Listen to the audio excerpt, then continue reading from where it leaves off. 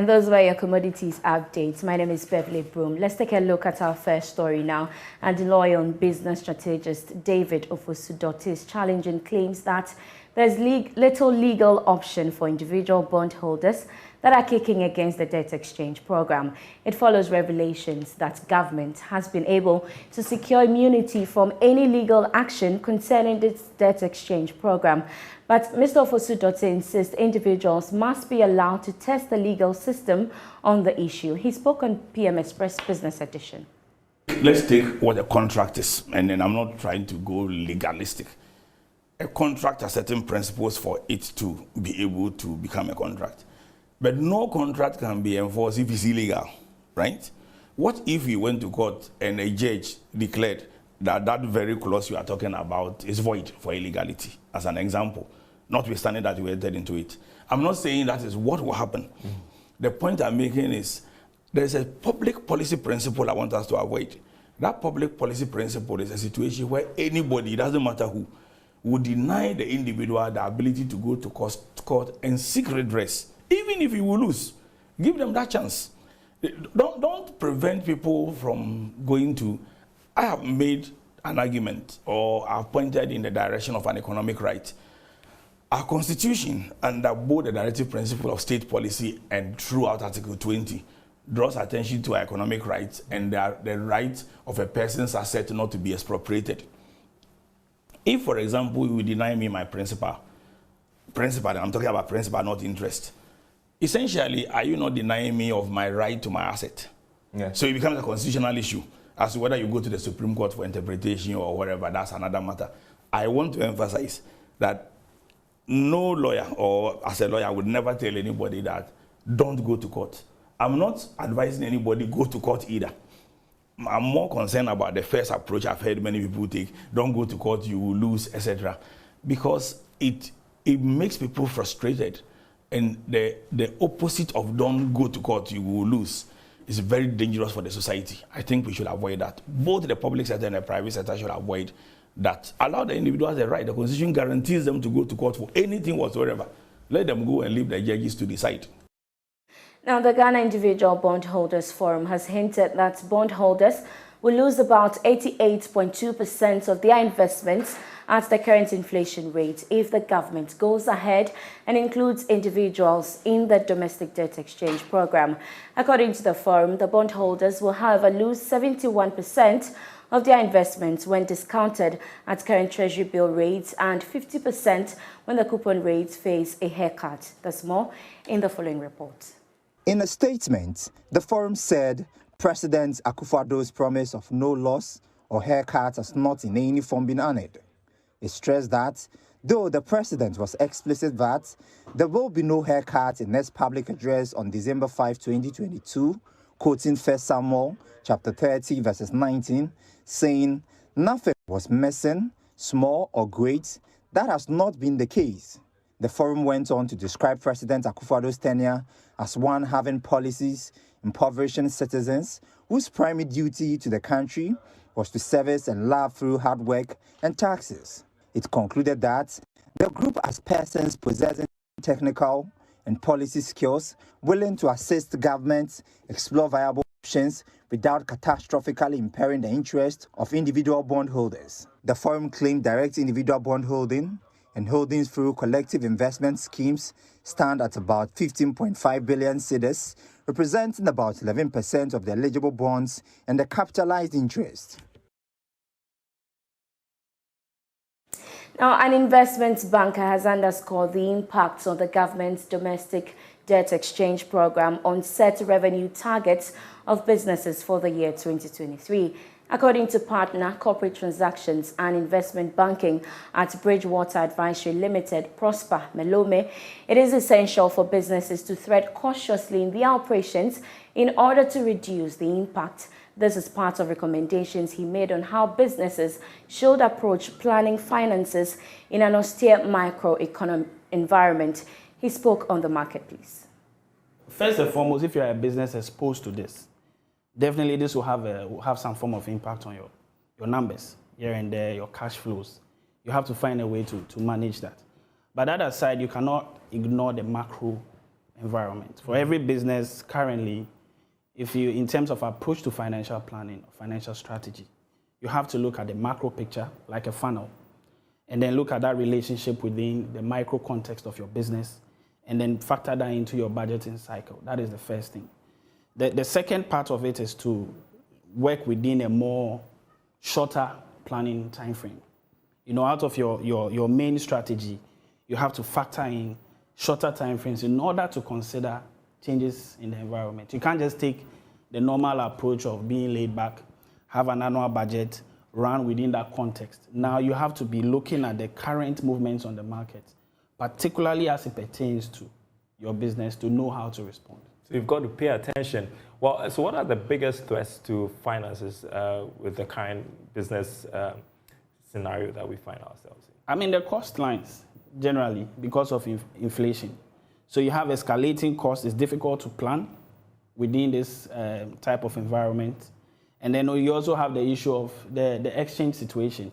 You know, for corporate Ghana, I would say most offices, for example, within these commercial buildings, although we talk about the regulations insisting that businesses shouldn't price in dollars and all of that, you have corporate or commercial buildings pricing in the dollar. Okay, and so your forecast for rent, for example, would change rapidly. You know, if you look at the movement in exchange. So these are the core points that businesses will have to look at when it comes to some of the financing issues. And then how do you deal with these threats?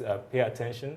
Yes, you have to pay attention to them in terms of, you could probably, like the rent situation, you could probably go sit back with your property managers, whoever it is, and come with some form of control mechanisms towards the exposures. The Social Security and National Insurance Trust, SNIT, in consultation with the National Pensions Regulatory Authority, has increased the monthly pension payments by 25% for this year. According to the Director General of SNIT, Dr. John Ofori Tenkrang, about 70% of pensioners may get above the 25% increment due to the redistribution, while low earners will receive a 43% increase in their pension payment. Here's more. The Social Security and National Insurance Trust, SNIT, registered 214,000 new members last year, totaling 234,000 legitimate pensioners registered under the scheme. The scheme is, however, projecting a 5 billion benefit expenditure with the increase of 25% in pension payments. The increase in pension benefits is as a result of the change in inflation. Speaking at the 2023 pension indexation, Director General of SNIT, Dr. John Ofori Tenkrang, said due to redistribution, about 70% of pensioners might get above the 25% increment. We have to keep the faith with our pensioners. We cannot make them worse off. So if you look at the fact that last year the indexation rate was 10% and it's increased 150%, 150% increase to 25, I'm sure you can appreciate the kind of stress that it puts on us, on the scheme. And another way to look at it is also this. You see that because we've had to do that redistribution, the 70%, almost 70% of our pensioners are going to get above 25% increase. So there are people at the low end. The guy who was the lowest earning pensioner is going to now get 43.53%, which is close to the numbers, the inflation numbers that we are talking about. So yes, I would admit that it is not what under normal economic circumstances we should be aiming to do. But I hope you agree with me that it's better than some of the alternatives that people have. The General Secretary of the National Pensioners Association, Stephen Boache, added that the increase in pension payment was timely and would help reduce the burden on pensioners in this era of economic hardship. We're not expecting that we get this percentage, to be frank. Looking at the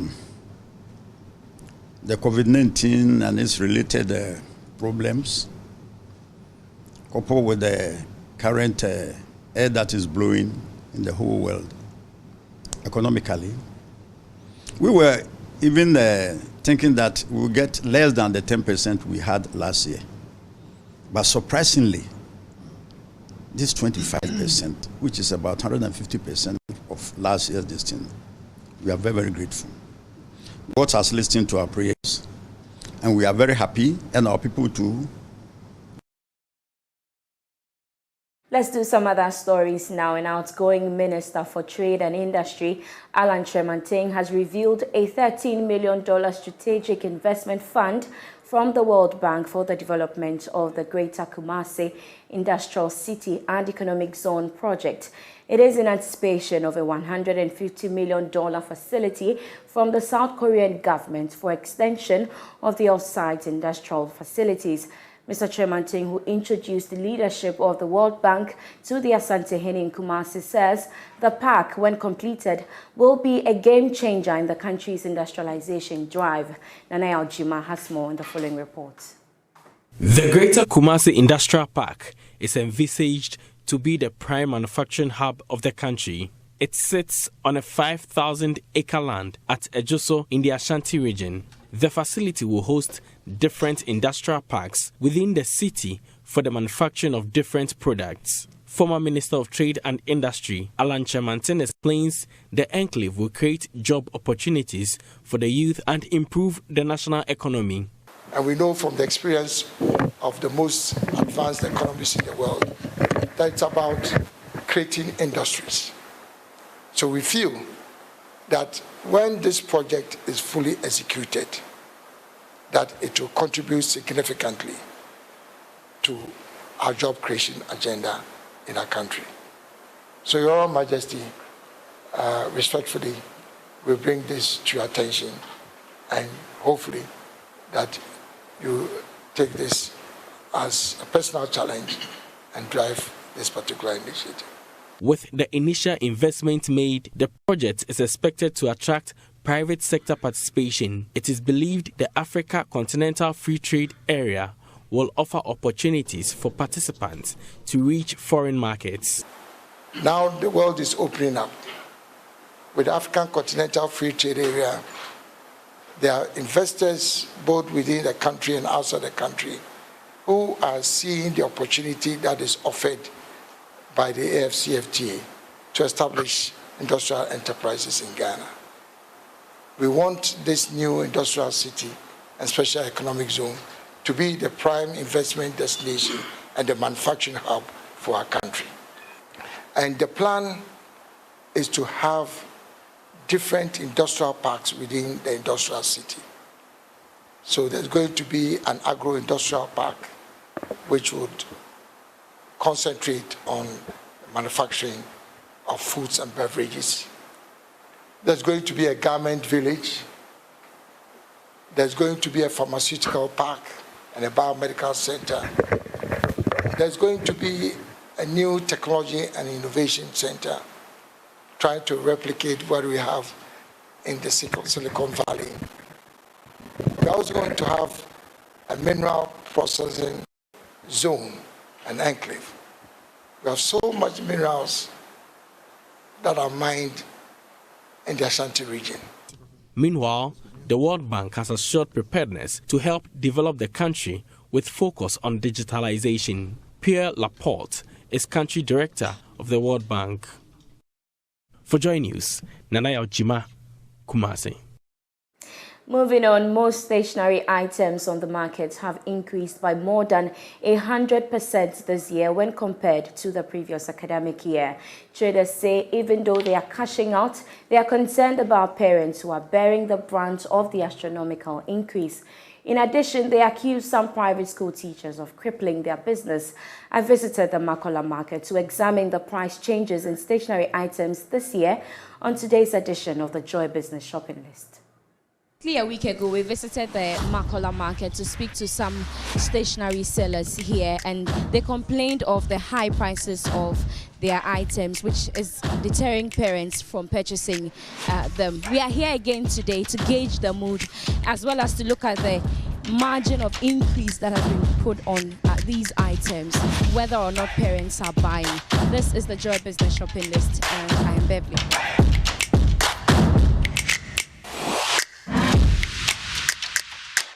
with the teacher's notebook, we have 12 cedis, we have 15 cedis, 17 cedis, and then 20 cedis. And then with the food scrap, it ranges from 20 cedis, 45 cedis, and then 65 cedis.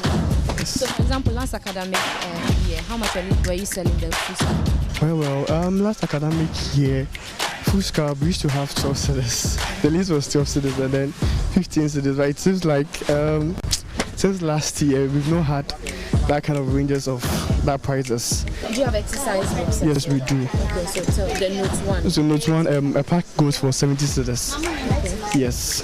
So it contains 20 pieces. So last academic year, for instance, the total was between 40 cedis, 50 cedis thereabout. But this time around, it's now 70 cedis. The masses is now 15 cedis. 15 cedis? Yes, 15 cedis. And if you with 50 cedis, it's just for these normal black ones that people don't normally like. With Nataraj Maset, for instance, it goes for 30 cedis. So with the textbooks, we have secondary school, we have junior high, and even with the junior high, based on the new curriculum, it has been divided. We have basic 7, 8, and 9. First, it used to be combined, but now they have been separated because of the new educational system which is coming in. So with the junior high, we have basic 7, 8, and 9. And customers are complaining of this new curriculum because at first, basic 7, 8, and 9 was together. So you buy one book, let's say Akiola Maths, it's basic, it's from JHS1 to JHS3. But since it has been divided, customers are complaining of the price because you have to buy basic 7, then the next year you buy basic 8, the following year you come and buy basic 9. But at first you used to buy just the combined one. Yes, and even one price of the basic 7, it's almost the combined, the before combined one. Yes, so customers are complaining about this new curriculum. This one, we were selling in 7 cedis, so but it's now 20 Ghana. 20 Ghana.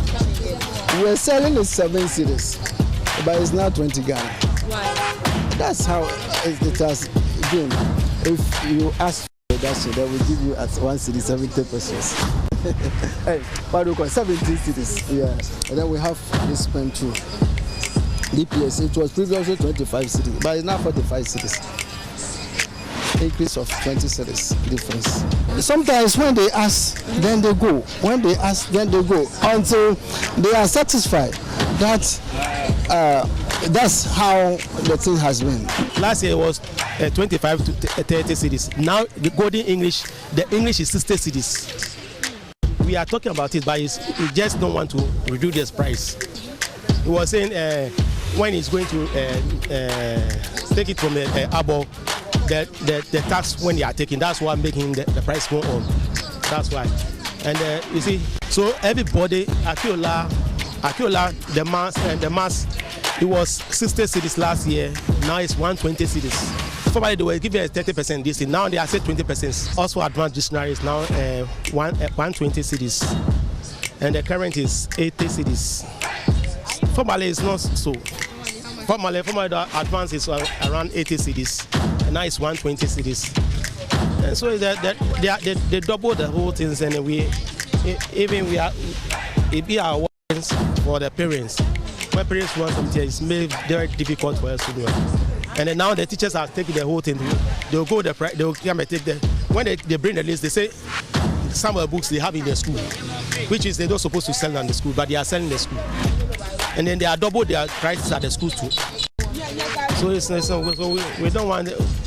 It's just they are spoiling the business. So there you have it. Prices of stationery items has shot up, most of them by 100%. So when next you are coming to the market to buy some stationery items for your ward, know that the prices have changed from the previous academic year. My name is Beverly Broohm.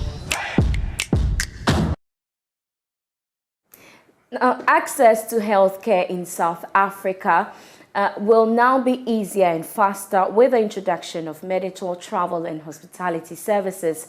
The birth of this medical service will afford patients in Ghana timely quality healthcare to South Africa without any stress. Speaking at the launch of the medical, travel and hospitality services, South Africa's High Commissioner to Ghana said this initiative will boost medical tourism between both countries. Here's a report.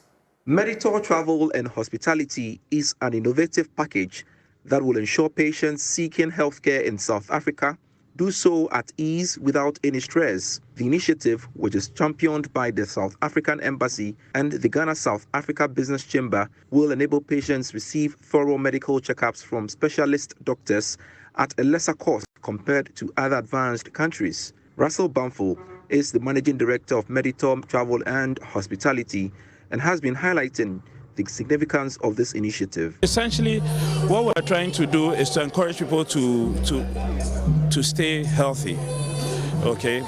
And therefore, like I did say, for every country organization, its most valuable asset is the human resource. Okay, so indeed, if a lot of more people are staying healthy, it means that our productivity levels will be up, will be more efficient, will be more productive, and it's at the end of the day, to the large extent, help our economies. South Africa's High Commissioner to Ghana, Her Excellency Grace Mason-Janet, urged everyone to take advantage of this package as it would boost the medical tourism of Ghana and South Africa. We are in an era and we're still grappling with the after effects of the global pandemic and the economic situations, and for us we leverage on the opportunity and the creativeness of getting tourism and getting the movement of people between our respective nations. And as South African, the South African High Commission, at the apex of our agenda is to consolidate and to strengthen South-South cooperation, and this bilateral agreement is basically what we are here to do, is to strengthen areas of cooperation, and tourism is one of the low-hanging fruits that we can leverage with the movement of people. And as you come and do your medical tourism, you come to South Africa to come and do your medicals, and you get an opportunity of also exploring the country. Come to all 9 provinces of South Africa. The medical trip to South Africa will be in February and October this year. And that's how we end business tonight. For more business news, you can log on to myjoyonline.com/business. My name is Beverly Broohm, and I leave you with updates from the stock market. Cool. Activities on the stock market this week picked up slightly as volumes traded shot up by 113% week on week to about 264,000 shares. Values traded, however, fell to 2 million Ghana cedis, recording a 79% week on week dip. The composite index lost some points to close at a year-to-date of negative 0.21%, whilst the financial stock index closed at a year-to-date of negative 0.26%. There were 2 gainers and 2 laggards. New Gold ETF led the gainers for the second week straight as investors turned to gold, gaining 26 Ghana cedis to close at 250 Ghana cedis per share. Total gained a Pessoa to close at 4.01 Ghana cedis. Car Bank lost 5 pesos to close at 60 pesos, whilst Unilever lost 38 pesos to close at 3.5 Ghana cedis per share.